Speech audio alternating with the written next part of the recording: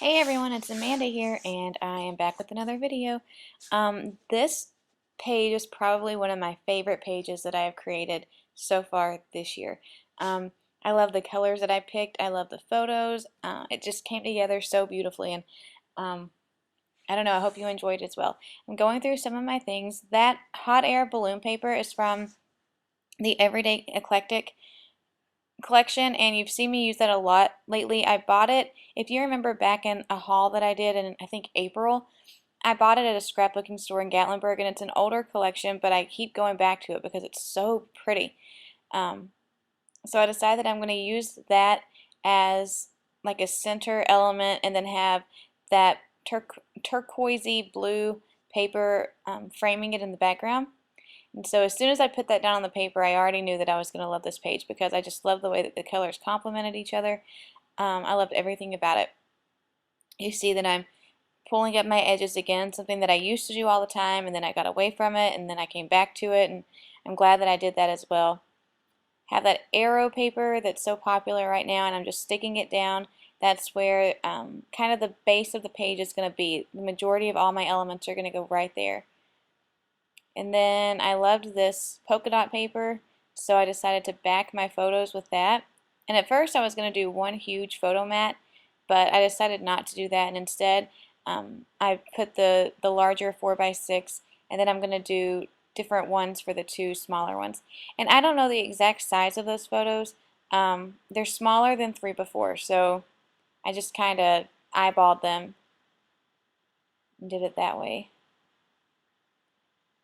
So I got a Canon selfie for my birthday, and these were some of the first photos that I printed on it. And I'm not normally a glossy photo person, but I love the quality that these photos are. I mean, you can tell the larger one just how bright the colors are, and it did a beautiful job. So it does print slightly smaller than a true 4x6, but I mean, it's fine with me.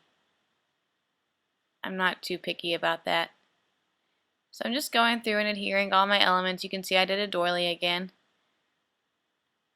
And I used a pink, that constellation paper on the top smaller photo, and then the blue photo, or the blue paper from those, that pattern paper that you can see over on the left for the bottom one. And now I'm going through and I'm pulling out some embellishments. There's several fair, carnival, summer things that's been in a lot of different collections, and so it's been fun to try to go through and pull those out. And my daughter went to the fair. She went to the fair last year, but she was tiny. She was just a few months old, and so she didn't really get to enjoy much. And this year she really liked it.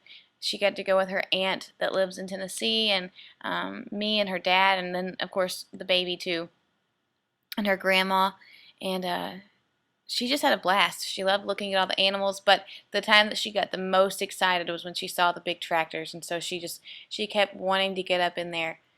And so when we put her up there, she sat and she was so proud, and you could just tell she loved everything about it. So I have that as the main photo, and then over to the right is a picture of her petting one of the goats and petting a pig. So I've just pulled out different labels. I'm developing the basis for where my clusters are going to go. And these two things that I'm putting up there, it's more of like it's a fair or a carnival type element, but I thought that it fit perfectly. And the colors are perfect. Even though they're not in the same collection, they match perfectly. Down on the bottom I have this summertime card that I was able to pull in. And again, the colors matched really well. And then I have that the kind of journaling label over that I tucked underneath it. I did that just because there's so much busyness on the page. I mean, I picked very bold patterns and very busy patterns, and so I didn't want my title and my journaling to get lost in the page. And so by adding those couple of solid elements down there at the bottom, it'll kind of ground it and give it some place to sit so that it doesn't get completely lost in the background of the papers and the photos. So just sticking everything down, figuring out where I want it. If you know me, I don't mess around with it much. If I like it where I stick it the first time, then that's where I put it. I don't have enough time to sit and analyze things for hours right now. So, and usually I'm completely happy with my decision that I've made. I don't usually ever regret it. All right, so now I've decided to start on my journaling or my title, I'm sorry, and I moved that over to the side. And these came in the Cocoa Daisy kit, I think, I'm pretty sure. And they're those pink sugary, I zoomed in there so you could see, those pink sugary covered font that I'm in love with. And so one thing that I usually do is I break up my title between like a fatter dimensional font, like a thicker, and then the less meaningful words I put in a flatter font.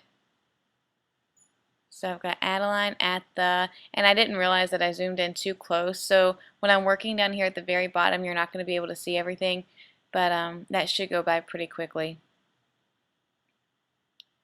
And it's just going to read Adeline at the fair, and I'm working on sticking the fair part down, and I use those same pink thickers. And then I go through and I add just a few more embellishments. I think I add a little flower, and I pull off the middle of the flower and I stick a jewel, and those are Lisa Gibbons, those pearl dot looking things that I talked about in my last video. I finally figured out who they were from.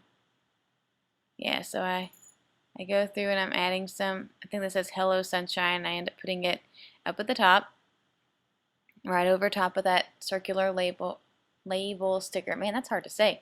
Circular label sticker.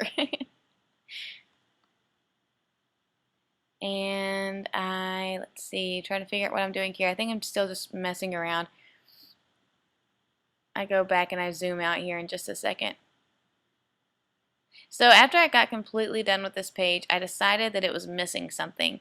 And I know that gold is oh, I'm adding some of those things right now. So I know that, I'm sorry, I got distracted. I'm looking at Lisa Gibbons something in dreams, if you're wanting to know what those are. I can't see the wishes and dreams, maybe? I love them. They're really cool. The only issue that I have with them is that the adhesive comes off very easily when you pull them off the backing. So it's like a little glue dot. And so usually I have to add another glue dot to put them down. That's kind of frustrating, but I get over it. I thought about adding that frame and it just looked stupid, so I moved it. So I'm at the point where I'm adding my journaling, that was my head, and I'm trying to figure out something that I can do because I love the trendy gold right now, and I have those crafty elements in the page, a couple label stickers and the cream tones on the papers. And so I started thinking of a way that I could further distress the edges of the paper or add something to the edges without ripping it up or sewing or whatever. And so what I actually end up doing here in just a second, you'll see, is I take my Versamark ink and in random places around the edges of the turquoise paper, I add a little bit of turquoise ink, and then I go and I get my gold embossing powder, and I do like embossing around some just parts of the edges. And I did this with my daughter's first birthday invitations, and I love the way it turned out. I wanted like a letterpress look kind of, but of course that was really expensive, and so I just inked the edges of all of the 5x7 cards and I embossed the entire edges, and it was beautiful the way that it turned out. I think there's actually photos. If you go to the shop section of my blog, there's a photo of my daughter's invitations that I handmade there, and you can see it. The link to my blog will be at the end of this, and you can just go to the shop. And those are not that particular one are for sale, but you know, I'd love to recreate something like that for you if you'd be interested. But it was a very pretty detail. And so here you can see I kind of jumped forward, but I just inked the edges, heat set it, and it gives such a pretty look to the top. So here I am just ruffling it up a little bit, and I love the way that it turned out. I'm so glad that I decided to do that. Alright, so here's the finished page again and some closer up of the embellishment sections, and I hope you enjoyed this, and I'll be back with another video soon. Have a great day, guys. Bye.